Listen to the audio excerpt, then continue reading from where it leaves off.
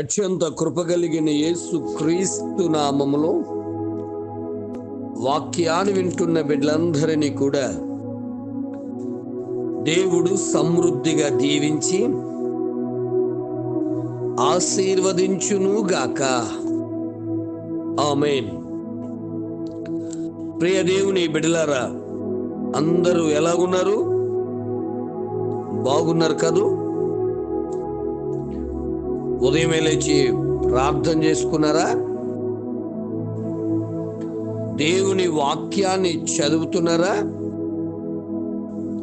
మరి చదివినా లేక విన్న వాక్య ప్రకారము జీవిస్తూ ఉన్నారా? ఎందుకంటే ఆధ్యాత్మిక జీవితంలో శ్రేష్టమైనవి ఏమిటంటే తెలుసా? దేవుని మాట వినడమే శ్రేష్టం. మొదటి సమూయేలు గ్రంథం 15వ అధ్యాయము 22వ వచనం మనం చూసినప్పుడు అక్కడ సమూయేలు గారు సౌలు గారితో మాట్లాడుతున్న మాట, బలు అర్పించుడు కంటే మాట వినుట శ్రేష్టము అని. ఎందుకు ఈ మాట పలికారో తెలుసండి? దేవాతి దేవుడు సమూయేలు గారి ద్వారా సౌలు గారికి ఆజ్ఞాపిస్తున్నారు, బాబు, అమాలేకీయుల ద్వారా నీకు చాలా నష్టం కలుగుతుంది కనుక నువ్వు అమాలేకీయులను బొత్తుగా నిర్మూలన చేయమని చెప్పి 15వ అధ్యాయం 3వ వచనం మొదటి సమయంలో మనకు కనబడుతుంది. మరి ఆ విధముగా వెళ్ళినటువంటి సౌలు అమాలేకీయులను జయించిన తర్వాత అక్కడ బొత్తుగా నిర్మూలన చేయక అక్కడ బలమైనవి క్రొవ్వు పట్టినటువంటివి ఆ రాజుగారిని వీళ్ళందరినీ బ్రతకనిచ్చి ఇంటికి తెచ్చుకుని దొడ్డులో కట్టుకుంటాడు. మళ్ళీ దైవజనుడు వచ్చినప్పుడు, దైవజనుడా, నేను యెహోవా మాట నెరవేర్చితిని అంటాడు. దైవ జనాంగమా, ఈరోజు అనేక మంది అలాగే చేస్తున్నాం. దేవుడికి ఏదో ఇచ్చేస్తున్నాం అనుకున్నాం.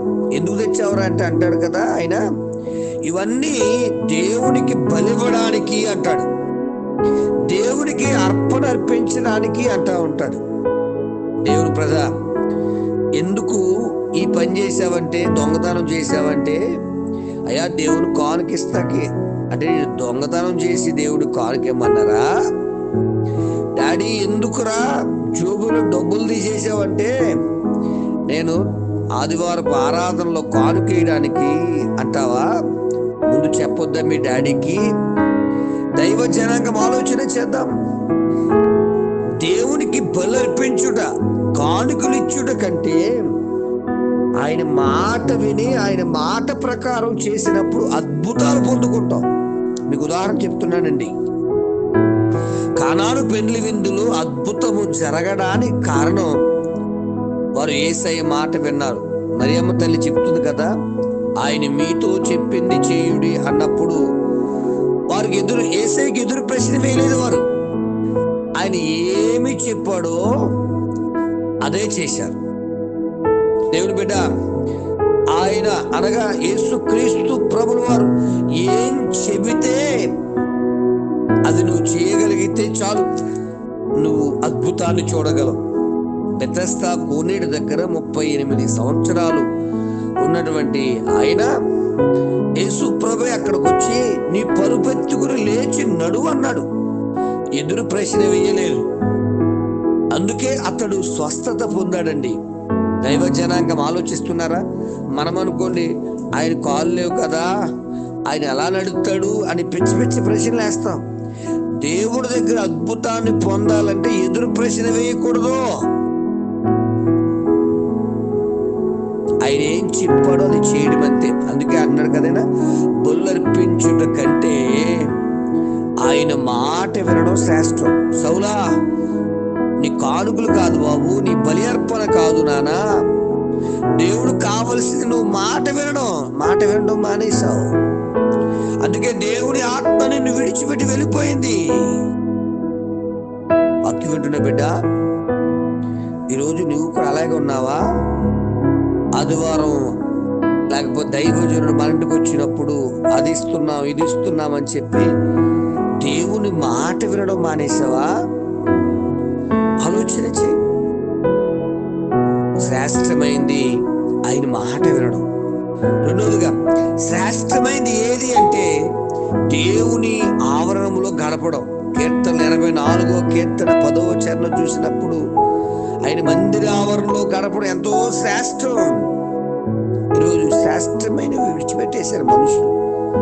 సరదాగా ఆదివారం వస్తే పిల్లలతో కలిసి అలాగ బయట తిరుగుతున్నారు. శ్రేష్టమైనది ఏది అంటే గనక దేవుని మందిరంలో గడపడం. శ్రేష్టమైనది ఏది అంటే గనక దేవుని మాట వినడం. శ్రేష్టమైనది చూడండి, ఎబ్రిల్ రాసిన పత్రిక 11వ అధ్యాయం 4వ వచనం చూస్తే గనక మరి విశ్వాసంతో అర్పించినటువంటి అర్పణ శ్రేష్టమైంది, అది హేబేల్ది అని చెప్పేసి అక్కడ రాయబడింది బిడ్డ. మరి వాక్యం వింటున్న నీ జీవితంలో నీ అర్పణ అర్పిస్తున్నప్పుడు ఎలా ఉంటున్నావో, ఏ స్థితిలో ఉంటున్నావో, శ్రేష్టమైనది అర్పిస్తున్నావో లేదో ఆలోచించు. అందుకంటే నీటితో కూడినది కొంచెమైనది శ్రేష్టమని సామెతల గ్రంథం 16:8 మనకు కనబడుతుంది బిడ్డ. మరి వాక్యం వింటున్నప్పుడు అయ్యా నీ మాట వినుట, నీ మందిరములో గడుపుట, హేబేలులాగా అది మేము కొంచెం ఇచ్చినా విశ్వాసముతో కలిగి ఉండడం అది శ్రేష్టమని మాట్లాడుతున్నాం. ఆ శ్రేష్టమైన భక్తి మాకు దయచి 16వ కీర్తనలో 16వ కీర్తన 3వ చరణం నేను ఎలాగంటాను, భూమి మీద ఉన్న భక్తులే శ్రేష్ఠులు అని. భక్తి శ్రేష్టమైనదిగా ఉండాలన్నా మరి ఈ ఉదయకాల సమయంలో నీ భక్తి శ్రేష్టమైందేనా? యేసయ్య మాట వింటూ ఉన్నావా? యేసయ్య మందిరములో గడుపుతూ ఉన్నావా? లేకపోతే దేవుడు నీతో మాట్లాడుతున్నాడు. ఈ రోజు నుంచి అయినా ఆయన మాట వింటూ ఆయన మందిరములో గడుపుతూ నీటితో కొంచెం కలిగిన చాలు. బోధకాలు చాలా లావుగా ఉంటది, మామూలు కాలు సన్నగా ఉంటుంది. ఏది శ్రేష్టమైనది అంటే మామూలు కాలే, భయంకరమైన లావుతో కనపడింది కాదు బిడ్డ. శ్రేష్టమైనది, ఆరోగ్యకరమైనది నువ్వు కొంచెం ఇచ్చినా అది శ్రేష్టమే.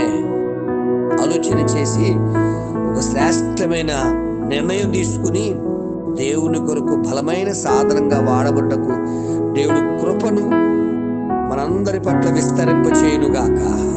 ఆమేన్. తండ్రి నీకు స్తోత్రాలయ్యా. ఆధ్యాత్మిక జీవితంలో శ్రేష్టమైనవి ఏమిటంటే నీ మాట వినడం, నీ మందిరములో గడపడం, అయ్యా నీ దగ్గర భక్తి చేయడం, ఇవి శ్రేష్టమైనవి అంటున్నాం. మరి అవన్నీ చేస్తూ పరిపూర్ణమైన శ్రేష్టమైన ఆశీర్వాదాలు పొందుకునే జ్ఞానము వాక్యాన్ని వింటున్న బిడ్డలందరికీ అనుగ్రహించుమని. శ్రేష్టమైన ప్రక్కన పెట్టి పరికమాలను వాటిని చేస్తూ అయ్యా నీ ఆత్మకు దూరమైపోయిన సౌలు వలె కాక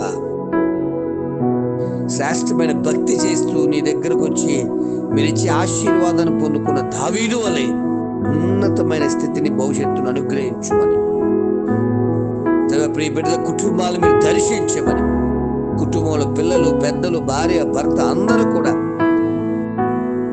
అయ్యా ఉత్తమమైనటువంటి శ్రేష్టమైనటువంటి నీ మాట విని నీ మందిరంలో గడుపుకుంటూ నీ మందిరంలో జీవిస్తూ శ్రేష్టమైన ఉన్నతమైన భవిష్యత్తు పొందుకునే కృప దయచు. యేసు నామమున అడుగుచున్నాను తండ్రి, ఆమేన్. ప్రార్థన అవసరం కొరకు నా సెల్ నంబర్ 9866958571. ప్రభు కృప మీకు తోడుగా ఉండును గాక.